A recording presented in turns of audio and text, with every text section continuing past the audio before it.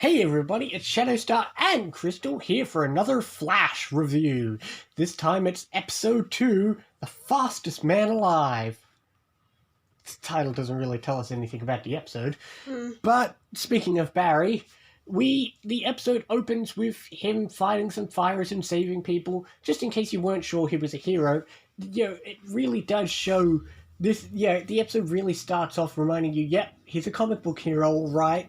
Yeah, he just feels the need to help in any way he can. Yeah, it's a fun little scene, and we get to see him, taking on the role of a hero, which he set up last episode. But one interesting thing, which we didn't cover last episode, but we'll cover now, is Barry as a CSI, which obviously we saw last episode and when he was on Arrow, but it's always just great seeing Barry be so smart, something that won't happen as much.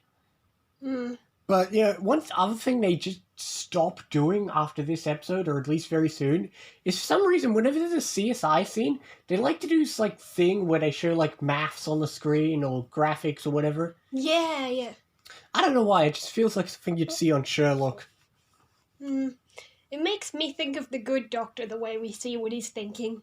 I guess, but either way, we get more development into Barry and how his powers work and all that well, Barry needs food is basically the thing.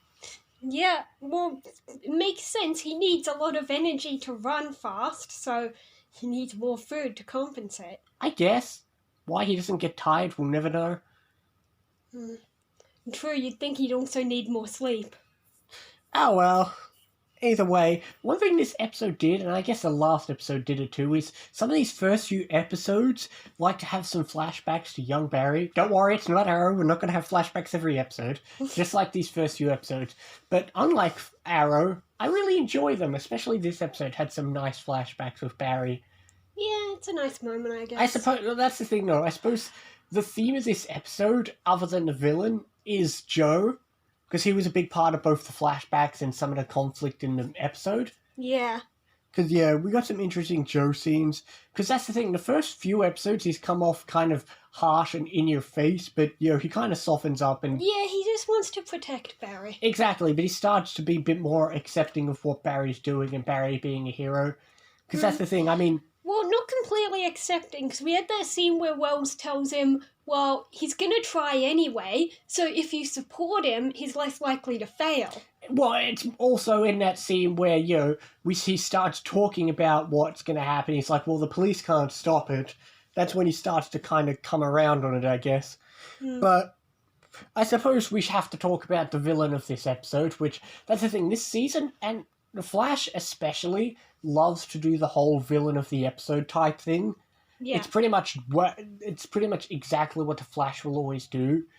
So, a lot of them will kind of feel like one-offs, forgettable villains, but at least, unlike last time, you can claim that, your one complaint with Martin was that he didn't really have a motive. At least this one has a motive that's at least more understandable. Yeah. He had a wife or something who needed a new heart, and his research could have got her a new one, but Stag stole his research. But like you said, this is a show enjoyed by families and people of all ages, and when you think about a superhero show like that and you think about villains, it does kind of feel like, part of it does feel like a show you'd see as a kid where every episode is like, okay, what cool new powerful villain are we seeing? It's like, it's not so much the villain, you're like, okay, what superpower are we going to see? Last time it's, controlling the weather, this time it's cloning. And I suppose that's kind of the thing, where, it's a Flash, we're going to have metahumans, so we're going to always have a new villain, a new superpower each episode. Yeah, that can be kind of fun, especially for the younger audience, to see what new power can they come up with. Exactly, like we said, The Flash, it's really, that's the thing, especially these episodes, I haven't seen anything that isn't really suitable for younger audiences, whereas Arrow is a bit not suitable for younger audiences. But while we're talking about parallels with Arrow, you know what Iris often reminds me of, especially in this first season? She reminds me a bit of Thea. In the way where she gets all bitchy and annoying with secrets. Like, I know you're hiding secrets from me. It just comes off as Thea. Which, I don't like Thea when she's like that, and I don't like Iris when she's like that. Also don't like the Iris and Eddie plot, which is more like Laurel and Tommy, so gee, it's like they crammed the worst parts of all the Arrow characters into one, which, on one hand, gives you a horrible character like Iris. At least we're not spreading out the horrible characters. Yeah, it's just one. But yeah, this episode, it had some good moments, but it was kind of like it's a second episode. It's nice, simple, getting into the action type of episode. Here's another villain to face off against. Yeah, it was just there. It's another episode. That's the thing, especially in season 1, it's all about, a theme is often, okay, figure out the weakness of the enemy, go fight them. Can you do it, Barry? Yeah, Barry, you can do it. And then that's it.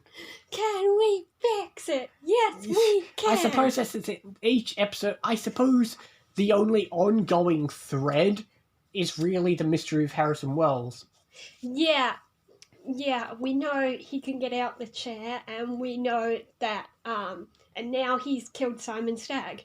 And the thing you don't really pick up on it, but he's the first one in the entire show to use the word Flash. It wasn't mentioned last episode. Yeah. It's not really a secret, it's the goddamn name of the episode, the show. But yeah, he's the one who even because that's the thing, nobody else has called him the Flash. So, And he says he's called the Flash, or at least he will be. Exactly, but then again, we saw he knows of the future from that previous episode. Yeah. I suppose the only other ongoing thread is, the good part about Iris is she's going to start investigating the Flash, which, at least gives her a little mystery or plot to follow. Yeah.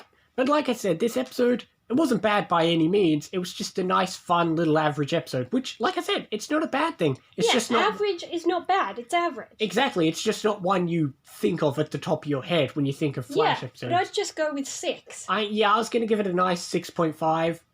Yeah. It's just there. It does its Exactly. thing. It's a nice episode. There's good moments. But that's the thing. It's a nice, fun little superhero episode. It doesn't have to be super amazing. It's the second episode of the first season. We don't have to rush into things either. So... yeah, but there are plenty of worse ways to start off a show, so it's a nice way to start the show. But I suppose that's it. The next episode is the third episode. What's it called? Things you can't outrun. Well, that gets into the theme of the episode, but we'll worry about that. We'll worry about that next time. So join us next time for our third Flash episode.